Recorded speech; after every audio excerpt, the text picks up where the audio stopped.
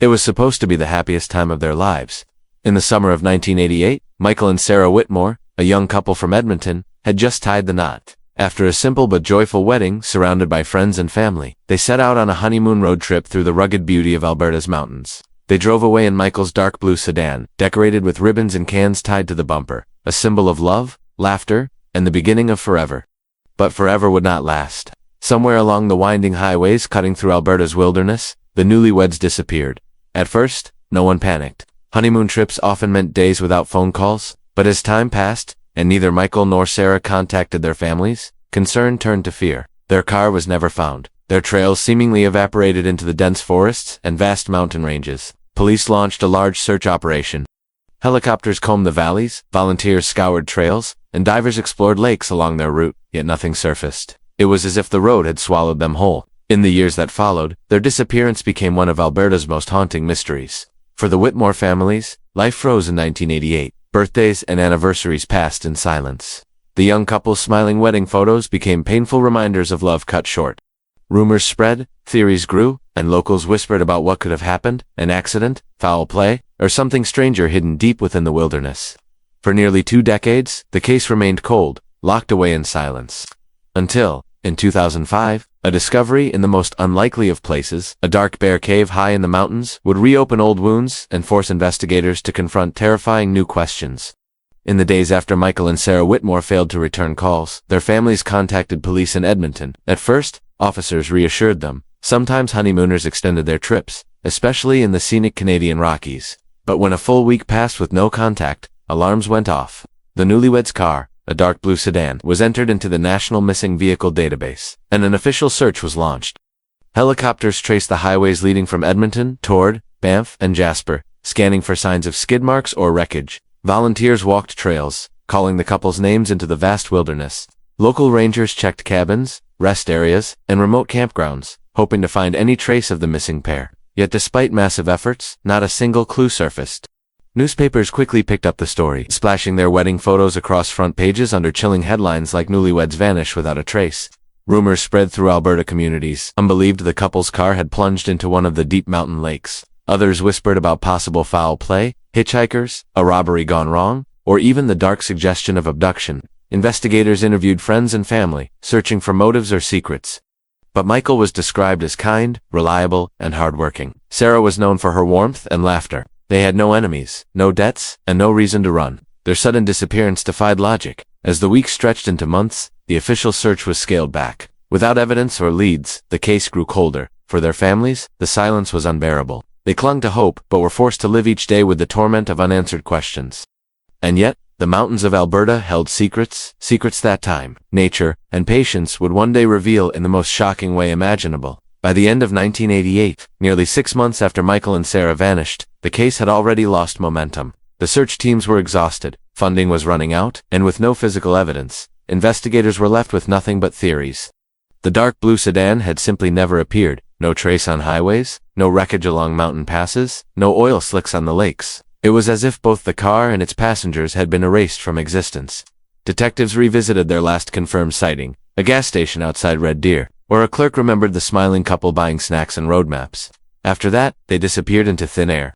Tips came in from across Alberta, supposed sightings at diners, at rest stops, even in a small town near Jasper. But each lead collapsed under scrutiny. Witnesses confused dates, mistook other couples, or simply fabricated details out of curiosity for the case. Theories multiplied. Some believed they had swerved off a mountain road into one of the region's hidden gorges, where thick forest concealed the wreck. Others whispered about violent crime, a carjacking or robbery that went terribly wrong, but no suspects emerged, no stolen goods appeared, and the families were left in painful limbo. The Whitmore parents pleaded for answers on television, holding up wedding photos of their children. Tears filled their eyes as they begged anyone with information to come forward. Yet year after year, nothing changed. By the mid-1990s, the case was officially classified as cold. Detectives admitted privately that without a miracle, the truth might never surface. And so, Alberta's wilderness kept its secrets, a silence as heavy as stone. But in the shadows of those mountains, something waited. And a decade later, nature itself would give up one clue so chilling that it would shock even the most hardened investigators. By the early 2000s, the Whitmore disappearance had become more of a haunting legend than an active case. Locals in Alberta would bring it up around campfires, telling newcomers about the newlyweds who vanished on their honeymoon drive. It was a story carried with equal parts sadness and unease. For the families, however, the pain never faded. Every wedding anniversary, Michael's parents lit candles. Sarah's mother, now with gray in her hair, still left a plate at the dinner table, praying her daughter would somehow walk through the door. In 2003, a group of hikers moving through the backcountry near Jasper reported finding an old shoe partly buried in the dirt along a remote game trail. The authorities investigated, but the shoe was weathered beyond recognition, and no link could be proven. Months later, hunters claimed to have seen something strange in a dry riverbed, twisted metal, perhaps part of a car door. By the time police arrived, heavy rain had washed away the evidence. Despite these dead ends, a quiet rumor grew among rangers and explorers. Somewhere in the wilderness, there were traces of the Whitmores. Some swore they had heard voices in the wind, others described the eerie feeling of being watched near abandoned trails. The truth was that Alberta's forests were vast, unforgiving, and capable of hiding secrets for generations. Still, these small discoveries kept hope alive. Investigators, now older and with thinning ranks, quietly reopened parts of the file, scanning maps, revisiting theories, and considering areas of the mountains that had been overlooked. And then, in the summer of 2005, a discovery was made in the most unexpected of places, one that would finally break the silence of 17 years. It was July 2005 when two experienced hunters ventured deep into the foothills of the Canadian Rockies, following the tracks of a large grizzly. They were miles away from the nearest trail, in terrain few people ever dared to cross. The air was thin, the forest damp, and silence hung heavy between the trees. After hours of climbing, the hunters stumbled upon something unusual. A dark opening carved into the rock face, wide enough to shelter a bear. The smell hit them first, musky, earthy, and faintly metallic. They steadied their rifles, suspecting the animal was nearby. But as their eyes adjusted to the dim light inside the cave, one of them noticed something on the ground that didn't belong. Amidst scattered bones and the debris of a den, a faint glimmer caught the sunlight. They stepped closer and froze. There, half buried in dirt and claw marks, lay a gold wedding ring. Its surface was scratched but unmistakable. Inside, engraved in delicate script, were the words, "Forever, Sarah and Michael, June 12, 1988. The hunters backed out quickly, shaken to their core. They knew this wasn't just a random piece of jewelry. This was evidence, the first solid connection to the Whitmore case in almost 2 decades. They contacted local authorities, and within days, forensic teams descended on the cave. Investigators carefully sifted through the layers of earth and bones, documenting every fragment, every scrap of cloth, every sign of disturbance. For the first time in years, the mystery of the vanished newlyweds was alive again. But the cave had more to reveal, and the truth that would emerge was darker and far more disturbing than anyone had imagined. When investigators entered the cave with proper lighting and equipment, the scene before them was chilling. The floor was littered with animal bones, cracked and splintered by powerful jaws. Yet among the remains, there were fragments that didn't belong to wildlife. A strip of faded fabric, tangled in roots along the wall, bore the distinct stitching of a dress shirt. Nearby, a rusted zipper was recovered, its teeth still intact despite years of decay. The most haunting discovery came when a forensic expert carefully brushed dirt away from a shallow depression near the rear of the cave. What appeared to be a cluster of human bones was revealed, partially gnawed and scattered. Though badly damaged, there were clear indications they had not come from the wild. The authorities suspected these were the long-lost remains of Michael or Sarah, or perhaps both. The gold wedding ring was logged as the most significant artifact, yet the presence of clothing, remnants, and bones suggested the couple's fate was far grimmer than anyone had imagined. The cave was sealed off for weeks as evidence was catalogued. Samples were tested, and investigators pieced together what had happened. News of the discovery spread like wildfire. Media trucks lined the roads, families wept in silence, and the entire country seemed to hold its breath. For 17 years, the Whitmores had been a tragic question mark in Alberta's history. Now, there were answers, but they came wrapped in horror. Still, one question lingered above all. How had the couple ended up in such a remote, dangerous place, miles off their planned route? It was this question that would drive investigators deeper into the wilderness, searching for the missing pieces of a tragedy that refused to rest. Investigators turned their focus to the days leading up to the Whitmores' disappearance. Old police reports, interviews, and gas station receipts were pulled from archives. One detail stood out. The last confirmed sighting of Sarah and Michael was at a small diner, just outside Banff. A waitress remembered them clearly, 2 young newlyweds, smiling, sharing a piece of pie before heading back onto the road. They told her they were taking the scenic route through the mountains, eager to see the untouched beauty of Alberta before returning home. But something had gone wrong.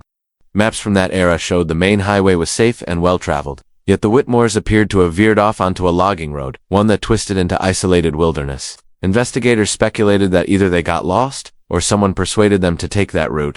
Search teams retraced this forgotten path, now overgrown with brush and nearly erased by time.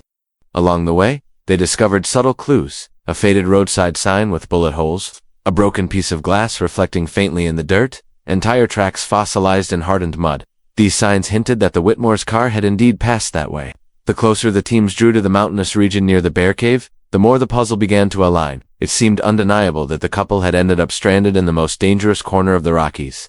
But whether this was by accident or design remained the central mystery. Then, a chilling theory emerged. A retired ranger came forward with a memory that had haunted him for years. He recalled seeing a vehicle, matching the description of the Whitmore's car, parked along that very road in the summer of 1988, and someone else standing beside it. The retired ranger, Harold McCaffrey, was hesitant at first. For years, he had buried the memory, unsure if it had been real or a trick of the light.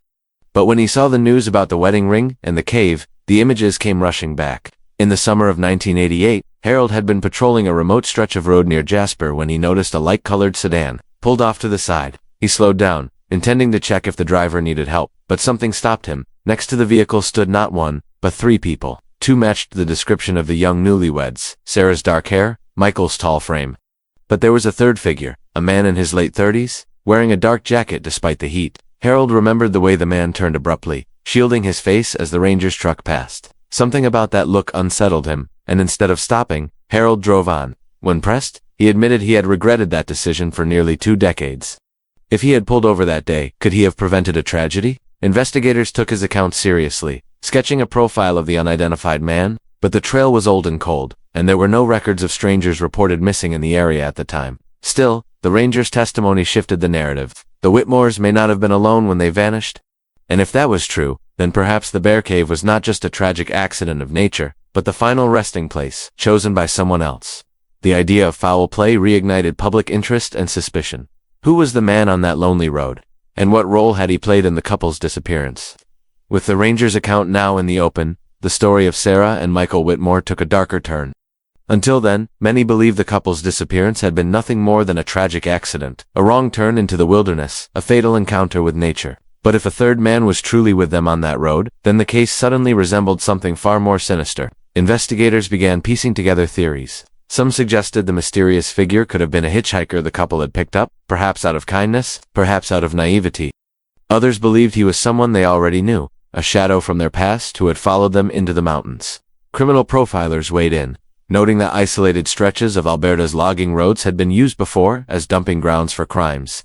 If the Whitmores had been targeted, this wilderness would have been the perfect place for someone to make them vanish without a trace. The discovery of the wedding ring inside the bear cave was analyzed again. If the couple had been attacked, had their remains been dragged there by wildlife afterward, or had someone deliberately hidden evidence in a place unlikely to be found for years? Theories spread rapidly.